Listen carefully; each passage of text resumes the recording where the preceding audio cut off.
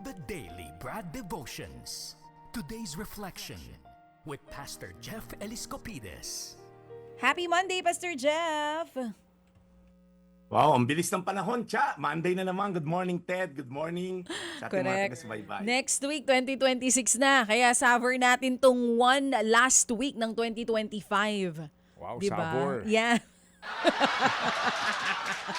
Ikaw talaga.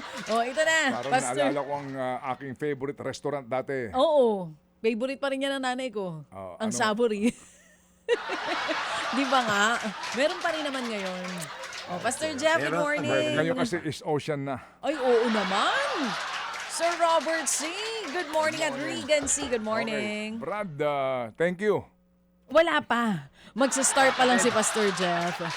Pastor, anong hatid mo sa aming magandang balita ngayong December 29? Birthday ni William Chua. Happy birthday, William Chua. Yan. Yan. Tatay ni Ryan. Nakikinig. At saka ni Eliza. Eliza. Iyon.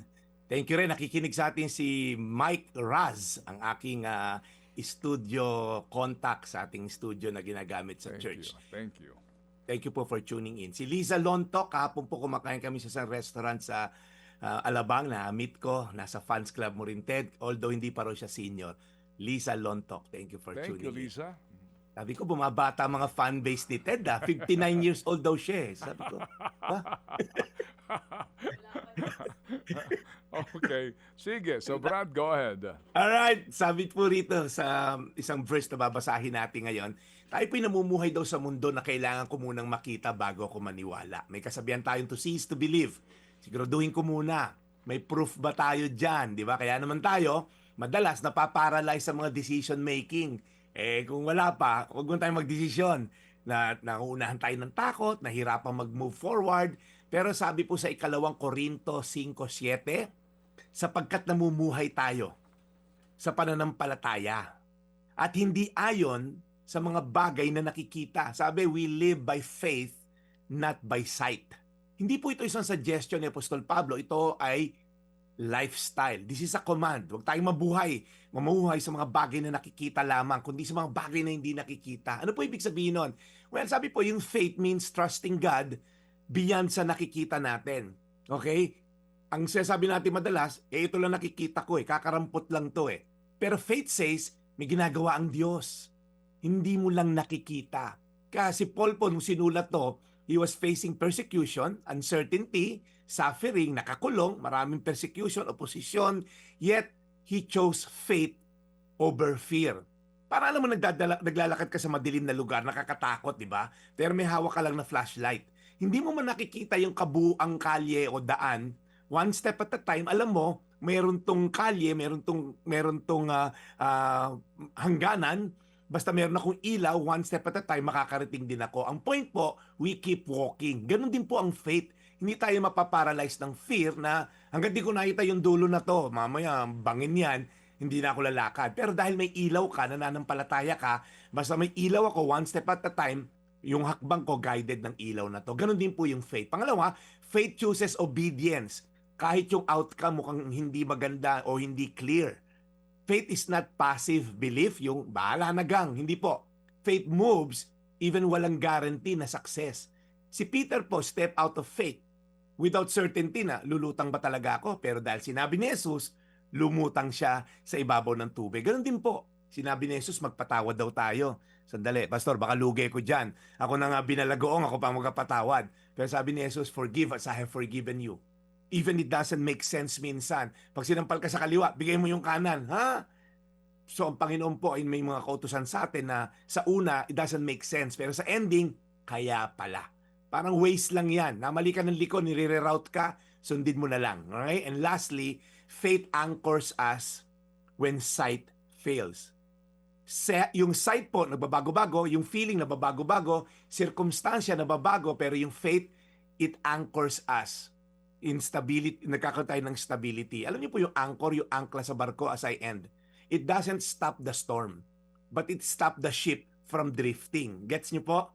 Pag makaangkla ang barko, kahit may bagyo man, hindi nawawala ang bagyo, Pero yung barko hindi inaanod dahil nakaangkla ito sa seabed. Ganon din po ang pananampalataya. It doesn't remove the problems, it keeps us steady in the midst of problems. So 3 things: faith sees beyond what we see, faith moves without certainty, and faith anchors us in every storm.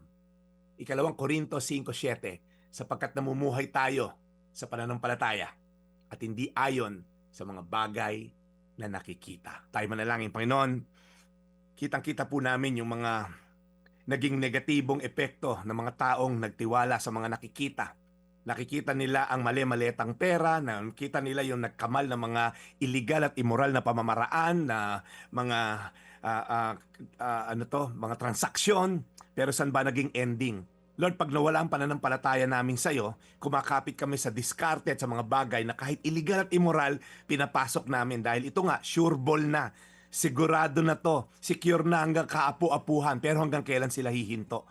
Kasi Lord, ang walang pananampalatayang tao ay makasalanan, sabi mo sa Biblia. Kaya Lord, we ask Lord God na palakasin mo ang aming faith. Kahit nakikita namin, nako, lugi kami rito, nako, baka magutom kami. Lord, hindi mo gugutumin ang taong nagtitiwala sa iyo. Kaya Panginoon, dinadalangin namin ngayong panahon na to, palakasin mo ang aming pananampalataya upang hindi kami magtiwala sa mga bagay na nakikita. Faith sees beyond this world can offer because our faith is anchored in you. In Jesus' name. Amen. Amen. And Lord, we pray again para po sa buong linggo na pagmimisyon na gagawin po ni Brad Jeff sa aming pong programa. Always keep him safe and protected. At salamat muli sa biyaya po ng araw na ito.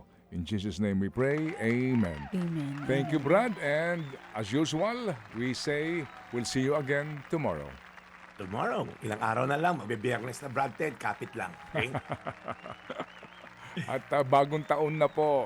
Ayan, Correct. Huwebes po ang New Year, Enero a Primero. Alright, Brad? Thank you so much, Ryan and Grace Christie, for tuning in.